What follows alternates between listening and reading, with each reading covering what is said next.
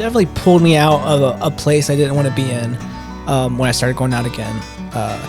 So it's been very good to come back. I have a whole new approach to it now. I'm doing it because I'm having fun. And as long as I'm having fun, I'm going to continue to do it. And if I have any kind of success from it, that's great. And if I don't, as long as I'm having fun, then that's fine. Because what other reason is there to do this?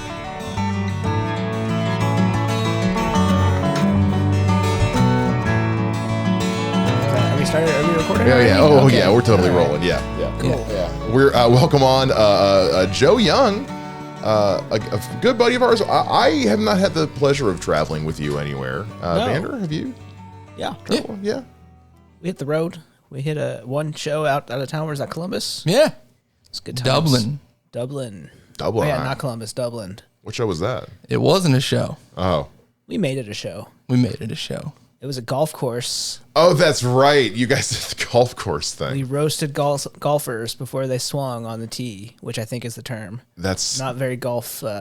Before they drove. Yeah, well, we drove there, and then they drove, and we talked while they were driving. We talked while we were driving, too.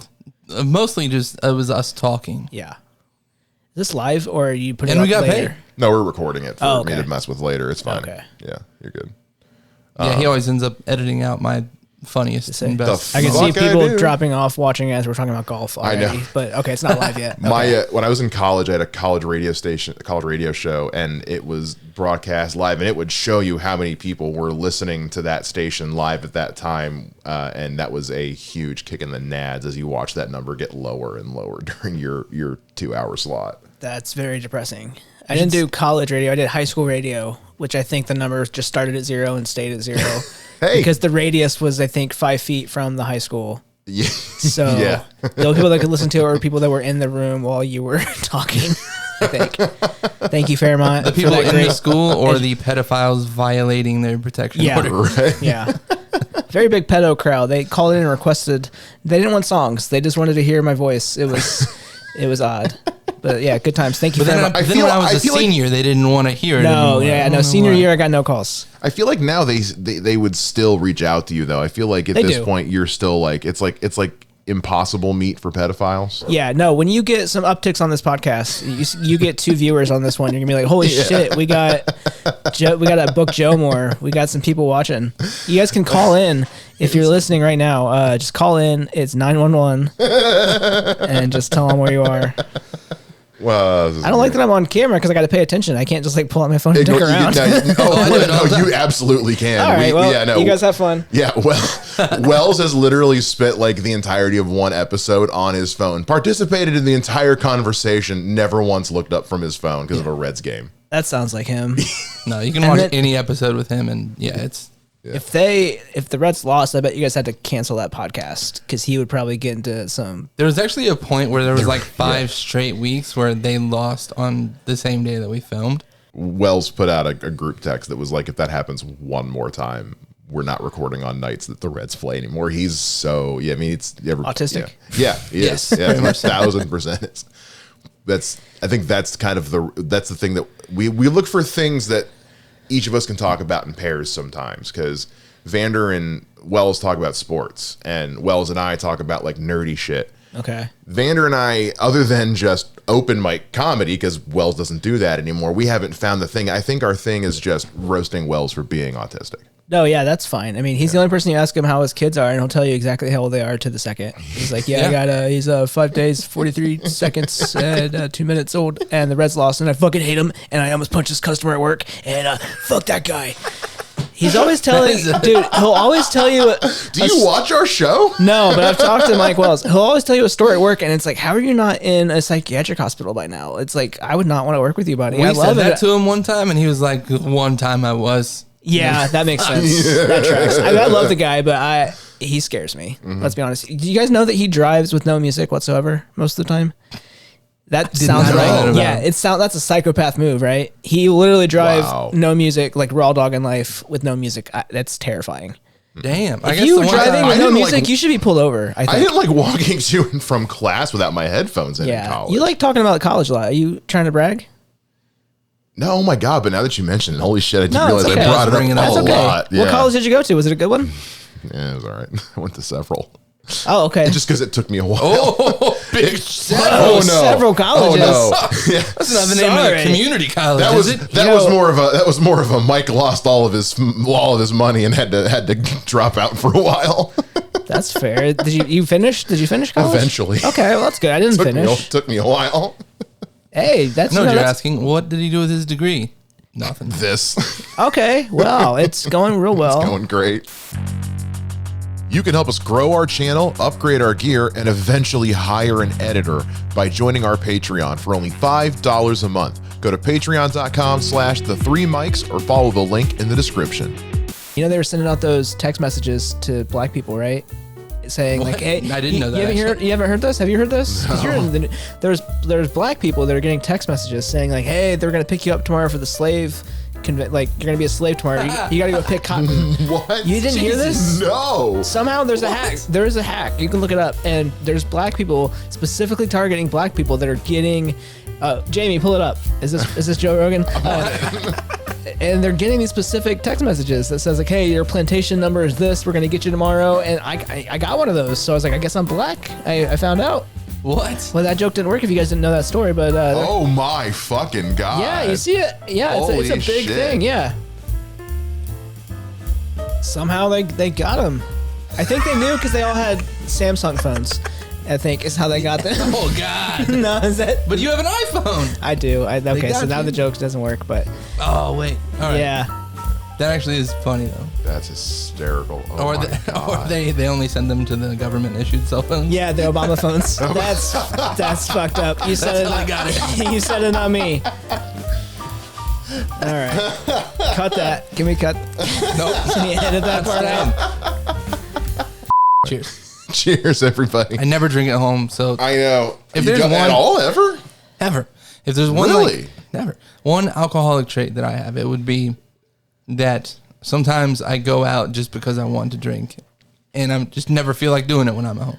I don't know. When I was still drinking, I always I didn't have like one every night, but it was a nice way to round out a night. Was with a drink. I mean, I had one once in a while. Because Joe, you don't drink at all. No, I don't drink at all. For a while now. Yeah, for a while now, and I'm also like I'm not smoking anymore either, so that's good too. You're totally I'm raw dogging everything a little bit. It's boring, but it's good. You take your antidepressant meds at least? That's true. Yeah. Okay. Way to assume I'm on them, but yes, I am, and I did. Yeah, I do. Aren't we all?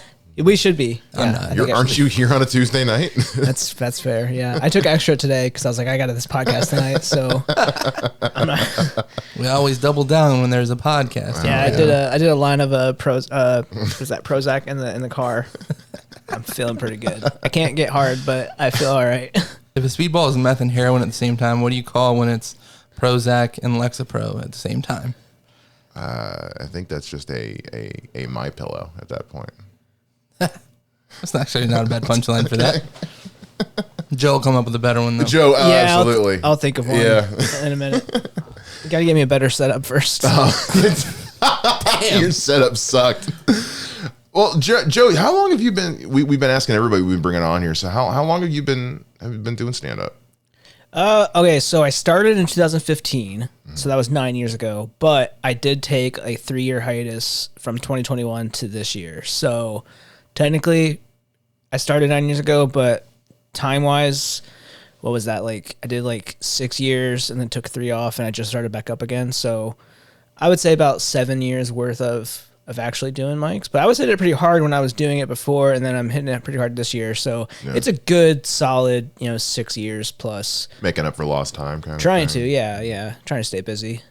Well, I don't think there's anything. I mean, everybody does it here and then. I mean, Mark Perkins is, it's called. You just hit the pause button sometimes. Yeah. I just mean like there's some guys who are like, I've been doing it 15 years, but they do one show a year, if that. It's like you haven't been doing it 15. Like you might have done it a couple times in 15 years, but in my opinion, if you're not doing at least like a few shows a month, you're not doing it really. I mean, and that's fine. Some people just want to do it that way. That's cool, but you shouldn't say like, oh yeah, I'm a comedian. No, you're not. You do comedy sometimes, but I feel like it shows too. Like if somebody's like, oh, I've been doing this for 7 years, and then like they get an opportunity to do like a 10-minute set, and you can just tell that they're not comfortable. Their delivery is still off. Like that's how you know. Like okay, that 7 years had some. I'm glad you watched my sets. You described me perfectly. This is great. You like how I chose the 7 as my example? Right? Well, it's like we joke about with me all the time. Is there's a big fucking asterisk. 20 years he's been in the game, dude. Sure. Ish. Is that like an active 20 years? Or? No. Okay. If it was active, it's probably closer to 10. Okay. Because there were a couple years where I straight up didn't do it for a while. There were a couple years where, and then there were a couple, like when I was here living in Dayton, I was working 4 to midnight. My days off were Monday and Tuesday, and at the time there were no mics on those days, save for Ollie's maybe. So it was like I had to take vacation time just to do Wiley's on Sundays. So there was a stretch of years there where it's like I was going up 3-4 times a year. And also nowadays too, everybody is a comedian if they do something that's randomly funny on the internet nowadays, it seems like. That's true, yeah. Thanks, TikTok. It's like I see people nowadays are like, when like stuff started opening up again after COVID, there were these people who got, popular on TikTok who were like, I'm going on tour. And I was like, cool, doing what? Right, yeah. Hey, after this podcast, you guys want to go to Walmart and give out fake dollars and do pranks? We all have different reasons. So like, were you like always a comedy fan? Because you got started like literally a lot of you guys, it's been so funny, got started the year I moved here. So it's been fun seeing you guys. Like, I didn't realize how many of you started that year because so many of you were already so good when I got here. I thought you had all already been doing it for a while. I didn't realize so many of you, like you and Dusty and Wells and all those guys, all like started at that time. Yeah. So like, Dusty had been in it like a year or two before I started. But yeah, you're right. We were all around the same, era, I would say. Mm-hmm. I probably came in right after him and Dan Seabury. Mm-hmm. And then Wells started I think Wells had done it years before, but he didn't keep up with it. And he had started again, like seriously, like a year or so after I started. So yeah.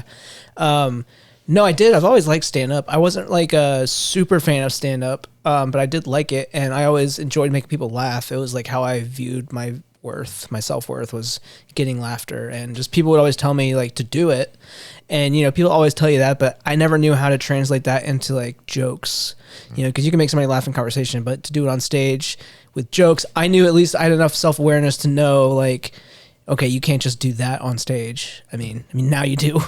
People do crowd work, but like, I wanted to write jokes and tell jokes. So it took me a minute, but I wrote a lot of jokes before I performed, and I had a whole set, and I did a hole in the wall open mic for my very first one. Mike Holinsky ran it back then, and Seabury got me into it because he found a post I made on Reddit about looking for open mics. So I did like a month of bar shows before I did Wiley's Sunday Comics first. So like, I feel like I did it the right way because I feel like I always respected the comedy clubs. It's like, I didn't want, like, it's fun if you want that to be your first time. That's fine. Like that's exciting for people. That's cool. But I wanted to like be as good as I could be for a month in and before I did like a club. So I kind of put myself on put Wiley's on a pedestal when I shouldn't have really, but like at the same time, like that was a monument of like, all right, I did these bar shows. I've earned the right to do this. And then I just kind of kept doing it. I was probably doing 4 or 5 shows a week for like the first couple years. As many, going out of town, doing whatever I think that's probably why I took a break. I got kind of burnt out. I get that. I was the same way. Putting up on a pedestal, I've said that before because where I was starting at, there were no clubs. Where did you start? I was down in Columbia, South Carolina. Okay. In 2005. So like there were no clubs. There was no like social media scene or anything like that. So like there were clubs. Well, okay, but they were just the ones where people wore white capes. Well, there were legitimately like the closest comedy club was like in like Charlotte, North Carolina. It was like 2 hours away. So like, let's just say comedy club was spelled with K's, not C's. Exactly. And I was 16. Okay. So anyway, he was also a racist. Yeah. You were still white though. I was still white, yeah. But I was like you. So when I got up here and I heard people like did their first time at Wiley's, I was like clutching my pearls. Like, what? First time was at the club? Because I didn't know. I didn't realize. Yeah, I think I bet if you took a poll of most people whose first time is at a club, I bet that's like one of their only times too. Because I think to be like an actual comic, you need to realize that the actual shows where you get better are not those club shows. The club shows are like the softball, like hit your home runs, like tell the jokes you've been working on in bars, and they're going to go way better at the club. But it's still like, I have nothing against those people. That's probably one of the most fun they've ever had because those shows are so fun. I don't think they have the guts or like the tenacity to handle how difficult bar shows could be, though. I also look at it as sometimes they could be in a situation like I was, where like I was going and then I had to step back because of work. And then so for them, it's like, well, maybe that's just the one time they can go is when they do that. You know what I mean?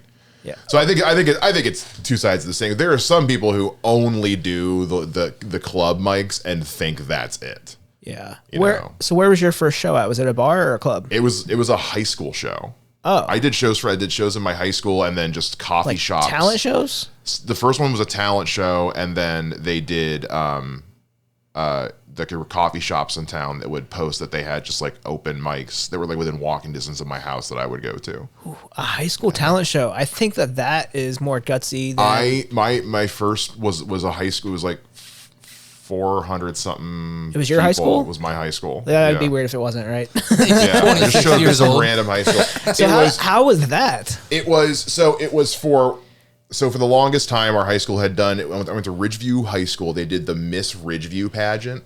So for the longest time, we did Did you win? No. So we did a Mr. Ridgeview pageant, which was basically like for shits and giggles. Very progressive. Yeah. Oh yeah. Super. And they had us like do costumes and shit like that. And then they had a talent portion. And because this was 2005, everybody was doing patriotic stuff because this is not long after 9/11 in Iraq. And when was 9/11? 2001. Okay. Yeah. So everyone's doing September. I like that he told me in earnest. He's like, okay, it's 01. I've been waiting for somebody to ask me this question.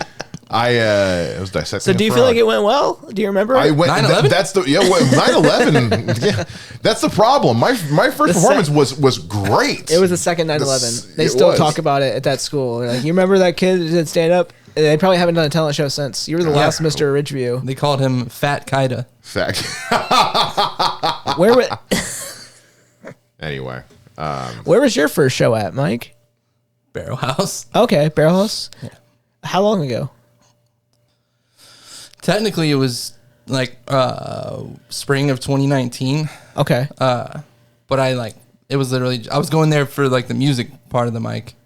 And that's where I found out that there was like this whole scene of comedians that would come and do open mics. I had no idea that it was that like accessible. After a while, I was like, I think I'd like to give that a try. And then the first joke I ever told was just about how I did 4 years in prison and nobody tried to fuck me. And I did that joke like once every other month through that year of 2019. Like just that one joke. I would be up there for a minute and a half, 2 minutes, and I would get off.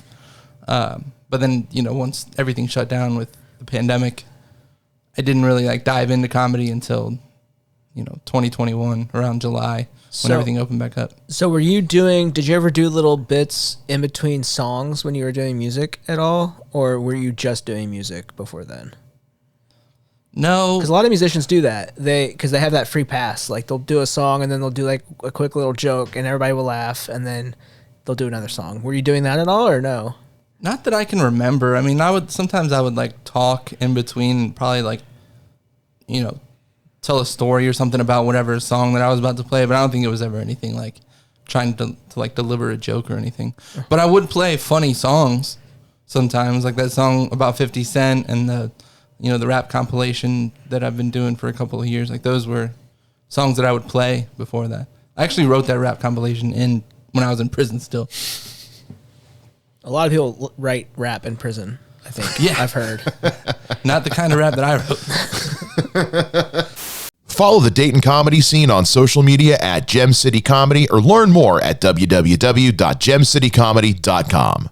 We only ever see at comedy shows usually. So like what outside of comedy do you like? Because like we have Matthew Zane on, who's like an artist and he's doing art and stuff like that. What's a non-comedy thing for you? Oh man, nothing as cool as art. I read. I started reading again lately, and I play a lot of video games, and I love binge watching TV. Big TV guy. I've been going to concerts this year. I started going to concerts more. I didn't used to be a concert guy, but I started this year, and it's been a lot of fun. I think you guys went to at least one of the same ones. Did we? I don't think so. Manchester Orchestra? No. You and another comic went to the Manchester show. But I've definitely seen you like on Instagram how many concerts you've been to, because you went to Blink 182. I did, yeah. Yeah, so that was jealous. a lot of fun. It was a last minute decision, but it was fun. That's so cool. Yeah, I started just kind of taking the leap. I decided to start doing things that I wanted to do, and just because it started when Dusty Harvey had an extra ticket for Death Cab and Postal Service.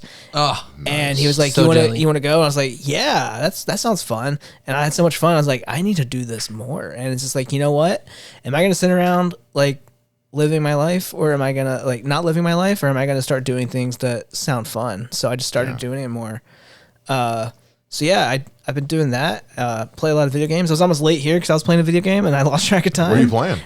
Right now I'm playing Horizon Zero Dawn on PS5. I still haven't actually tried Horizon yet, and I've heard it. Yeah, so I tried it a couple times before, and I couldn't really get into it, but they just remastered it, and I was like, you know what? I just got a new TV. I was like, I'll try it again, and I'm getting into it. I just finished Silent Hill 2 last week, so I needed something new. So yeah, keep me busy. A lot of single-player games. Not a big multiplayer guy. No, me neither.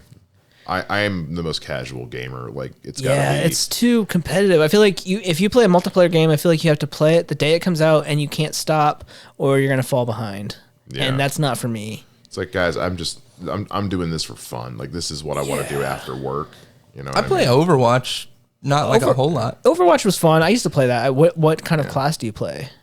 It depends. So if I'm playing like queuing up by myself, I can play anything. I've gotten decent at all three of the classes, but I play with my wife a lot, and she's really good, so I try to stick to support, maybe tank, because those DPSs get really sweaty in her lobbies because she's been playing a lot longer.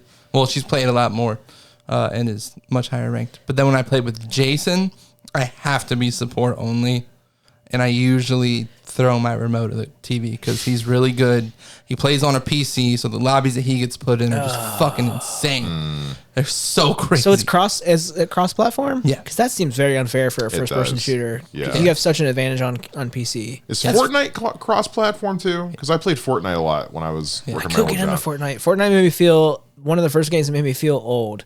I was like, I don't get this. I don't like it, and I can't keep up. And I was like, I'm too old for this. I played it for like a month, and then I was like, it's just I'm.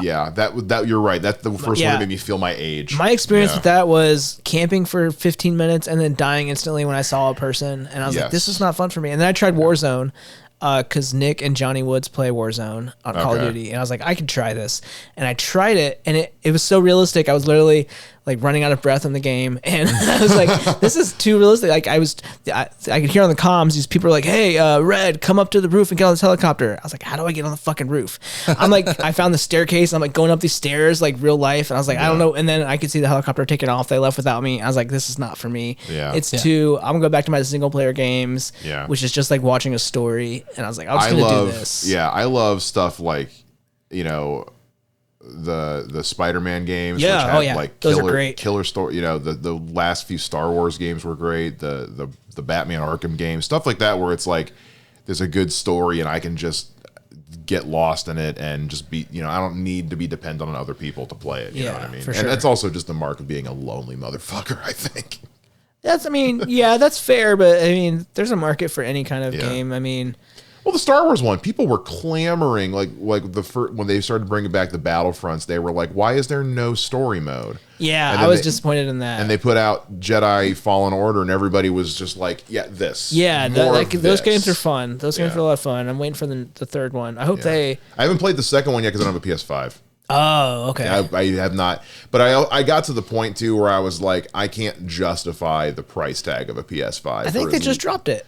Well, at the time when it came out, it had just come out, and I was selling the house at the time, and it was just like I can't justify that for as little as I'm going to use it. That's fair. No, that's fair. Now we'll see, but because I'm dying to play Spider-Man 2 and Jedi Survivor, and I think you'll like them. Spider-Man 2 is a little bit of a letdown in compared to the other two because those two are so perfect. But I mean, it's still great. But I also haven't played Red Dead. Spider-Man 2. There were two before there was it? there was a spinoff. So there was Spider-Man and then Spider-Man Miles Morales, and Okay. then Spider-Man 2, which had both of them, and you could switch back and forth between them.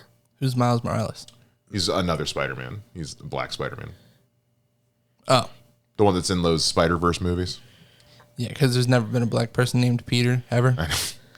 I think making a new character is more interesting than just changing a race of an existing one. I Because he agree. exists in the same universe as Peter Parker. Well, he did at the time. So it's interesting. He kind of took the mantle after his Peter Parker died, and he became Spider-Man. Peter Parker dies. In In one universe, yeah. Vander's not a nerd. Oh. He's not a nerd. So that's why I was talking about You know, like it's probably all happened when he was in prison. They don't get comic books in prison, do they? Probably, if you wanted them. actually, yes. Spider-Man believe it or put not. him- Find me Did a Spider-Man felon put you in who prison? reads comic books. Is that what's wrong? Did Spider-Man lock you up? Did. Fucking rat bastard. And I would have gotten away with it, too, if it wasn't for Let's you talk about meddling comic kids. Let's talk about comic books he can relate to. How about the Penguin? Right. Let's talk about the criminal comic book characters. What do you think about the Penguin? I like that guy. Bro, that show fucking it's like You finish it? I finished it. Very good. That's Yeah. just oh God. You like The Sopranos? Did you ever watch The Sopranos? Not all the way through. I think I'm like halfway through season One. 1, episode 1. Okay. He watched the intro music. He's like, I like this song, and then he's like, when they start talking, I'm out. not enough Well, yeah, tits. because he's in a therapist's office and he's like, oh, I'm fucking Tony Soprano. I'm talking about my feelings with some broad. And then I was like, I'll watch this later. You should watch. Have you seen The Wire? I've not seen The Wire. Oh my gosh! Have you done anything fun with your life? I mean, he is married. That's fair. How is that an example? I actually go outside a lot. Okay. You don't look like you do. There we go. Hey. No. So are you not a TV guy at all? Yeah, I'm a TV guy. It just depends on like what shows. What's your favorite show? It's close. The Kardashians. Yeah. Fucking Desperate Housewives. Hey, that's a not a soapy bad show, show. but it's not bad. You don't run for that long. My favorite all time, probably because Game of Thrones ended like dog shit. Sons of Anarchy, Okay. I Yes. can see that. and then Breaking Bad's up there. Okay. All right. You're back. You're back. Weeds We're back. is a guilty pleasure. Weeds is not bad. I have not seen Weeds. It's not Surprising. bad. What? I know. So you just never watch TV? All right. I don't think. One of the dudes from Sons of Anarchy is in the Penguin. A couple people from Sons of Anarchy are in the Penguin, actually. That doesn't surprise me. Aren't FX and HBO like close, like related with networking? No, it's just people who I forget what the guy's I just name made is. that now. shit up. So No. But anyway, but yeah, Sons of Anarchy rules, man. Yeah, wait, no. Fox isn't at all invested in HBO for real? No. Fox is owned by Disney. HBO is owned by Warner Brothers. Okay. And they're all owned by Elon Musk. Yeah, pretty much. They will be soon. Yeah. I saw something yesterday where somebody showed a picture of Elon Musk shirtless, and they were like, "This guy is built like an autopsy dead body." I saw a picture of him and I was like, man, I have a billionaire body. Like that's kind of a good feeling. But you know what? If I was worth that much, what do I need to look good for? Right? Let it go. I mean, yeah, that's fine. But also- he's still getting laid. Good I mean, for he's still body making positivity, I kids. suppose. Jesus. He's not fucking yeah, taking that care guy's of got a them, lot but- of kids, Many right? kids. They should make a Succession. Have you seen Succession? No. Oh, okay. I haven't seen Succession yet either. Oh, I've man. been meaning. It's That's a great it's been show. meaning to watch. That's a great Succession. show. But they should make a Succession about him and his kids. That they're going to fight over that money like crazy. All 30 of them or however many he has. Jesus fucking And Christ. poetic justice would be if it all goes to his trans kid that he like disowned. Please, God, I want it so bad. It's very funny. Theo Rossi, the guy who played Juice in Sons of Anarchy, Oh, yeah. he's in Penguin. Surprisingly absent from the last episode until the end there. But Yeah. I was expecting a little bit more. Oh, I thought you were talking about it in Sons of Anarchy. Yeah, that too, He got yeah. his throat slit. Because he was dead. His throat slit by Marilyn Manson. You don't remember? I was kind of hoping there would be a little bit more from him. I'm at this point, I'm waiting to see what happens in the next Batman movie. Is he like? He's not just like a background character. He's like a. No, he's in it all 8 episodes. Most of the 8 episodes, but he's in all the way to the end. Yeah. I'm gonna have to watch that show. Is What's it- it called? The seahorse. Yeah. The Seahorse. the walrus. The flamingo. I'm letting you keep going. That's all I got. Okay. I was just going to see how long you could do it for. I mean, no, jokes should never have more than 3 beats. 2 tags and a punch. Is that a joke? Sentences that are built like jokes. That's the Joker over here. Ah, there we go. Are you a sports guy at all? A little bit. I used to be really into the NFL, and then I realized that the Bengals were like literally ruining my moods on Sundays. I was like, why am I letting something like this ruin my day? Like, life is too short. So I kind of stopped. I watch it a little bit. I watch it more now that I'm betting on it. I'm more of a gambling fan, but I watch UFC, but mostly for betting as well. So I'm more of a fan. I'm more of a fan of gambling, I think, than sports. But I enjoy the competition of watching some of that. But are you actually like pretty invested in the UFC? Like a little bit, yeah. I mean, dude, financially, this yes. Saturday, man. This Saturday is going to be hot. It's gonna be real hot. I just put $25 against John Jones because I hate that. Him? I hate that man, and I hate money. I think. You hate him? You hate John Jones? Oh yeah, I hate him. Are you kidding me? He's a wife beater. He's a cheat. He's a steroid user. He's a duck. It's a duck? What does that mean? He's trying to. He doesn't want to fight the actual interim heavyweight champion, Tom Aspinall. He wants to fight an old fighter who hasn't fought in years, because he wants an easy win. He doesn't want to fight the actual champ. And everybody's calling him a duck. And I hope that when he's out, people are quacking like Mighty Ducks as he's walking. That's not going to happen. Lucky for you, he's coming in right now. John, tell Joe how you feel.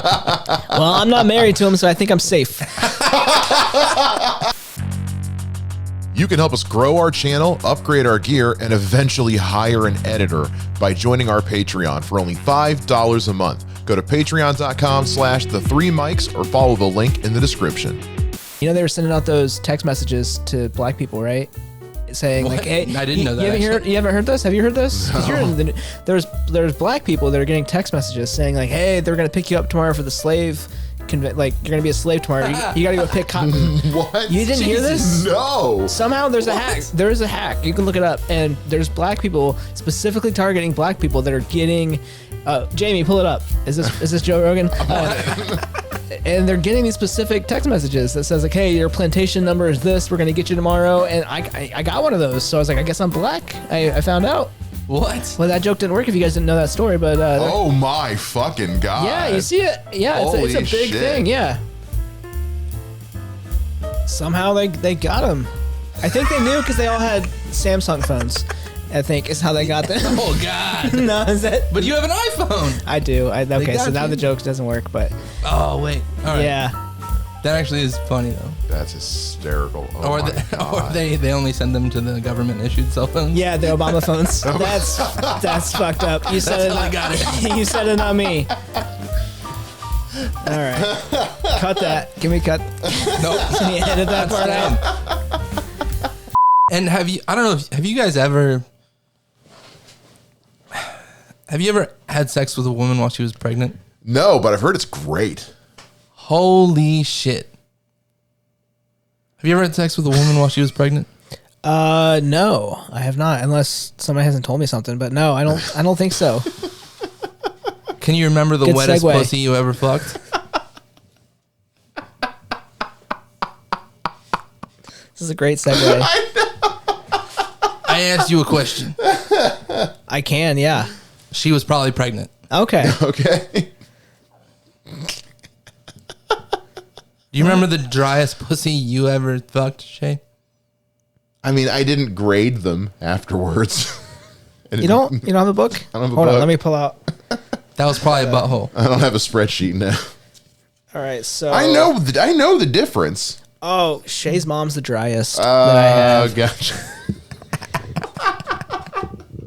Your mom's the wettest, so that's great. And then Cool. Mike Wells' Listen. wife is still a question mark. So Melissa, if you're watching this, call in. Put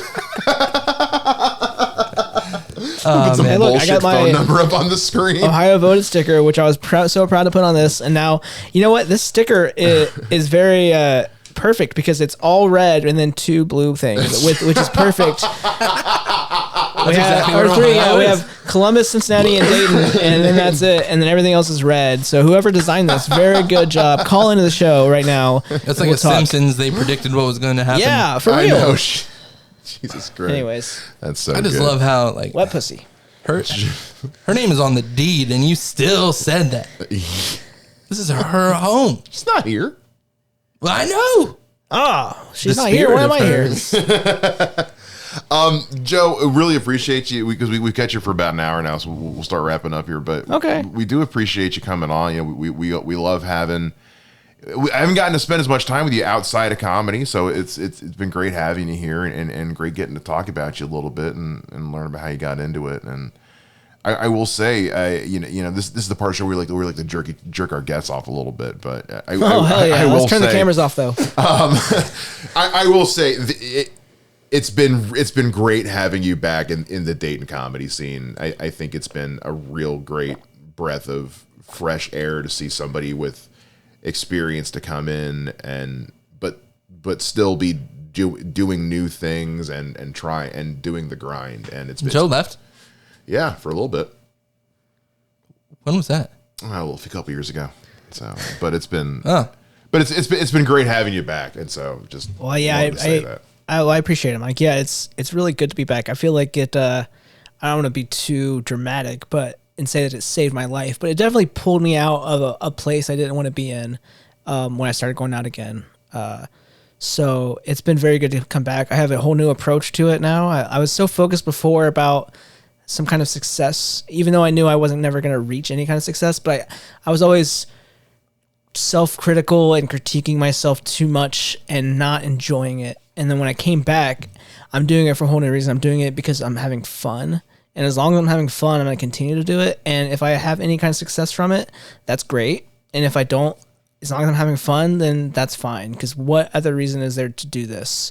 I don't want to be famous. I don't want to do it full time. And, you know, I want to have fun doing it. And then whatever comes from it, it's going to come. And I think it's been a good approach. It's made me better, I think.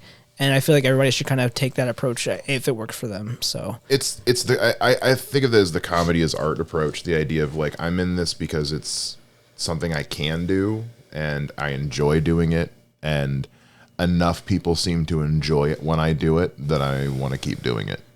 Yeah, and I also kind of feel like I have to do it in a way because even when I wasn't performing, I was still judging myself, my worth based on getting laughs, even at work. On Teams, if I told a joke on Teams and I got laugh reactions, oh my god, that was better to me than like I did a performance review at work and my boss was like, "You're great at your job, you're amazing. Here's your raise, here's your bonus."